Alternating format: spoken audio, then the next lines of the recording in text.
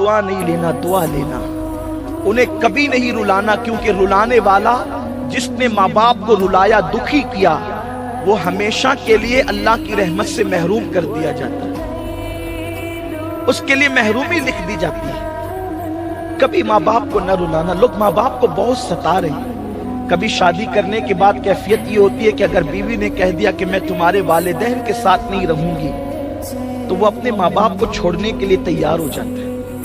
बहुत सारे बाप औलाद का हाल और बेटों का हाल तो ये है कि शादी के बाद वो माँ बाप को छोड़कर ससुराल में जाकर के कयाम करते हैं, और ससुराल में रहने को वो कोई ऐब नहीं समझते।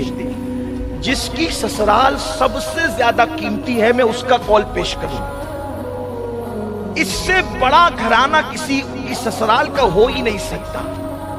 आइए उसकी ससुराल की बात करते हैं जिसे दुनिया शेरे खुदा, बाबे मदीनतुल इल्म, अली मुर्तजा सैयदुस सादात, मौलाए कायनात अली मुर्तजा जिसे दुनिया कहती है, उनकी ससुराल जैसी ससुराल किसकी हो सकती है?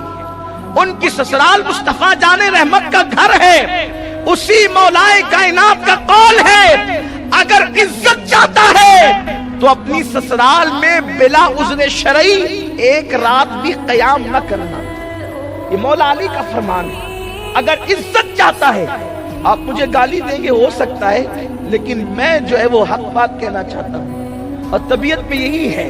मुमकिन है जो अपने ससुराल में रहते हैं उनको बुरा भी लगे, उज़्र शरई की बुनियाद पे रहते हैं तो बात अलग है, लेकिन मौलाए कायनात ने फरमाया अगर इज्जत चाहता है बिला उज़्र शरई, मुसाफिर है रात को कयाम कर सकता है, कोई उज़्र है, कोई बीमार है रात में कयाम कर सकता है, बिला उज़्र शरई ससुराल में एक रात भी कयाम न करना, अगर इज्जत ससुराल में चाहते हो तो। इसलिए कि ससुर के घर रहने वाले दामाद की उतनी भी इज्जत नहीं होती जितनी चौखट पे बैठने वाले कुत्ते की इज्जत होती है। माँ बाप को छोड़कर जाने वालों का अंजाम यही होना है और यही होकर के रहेगा।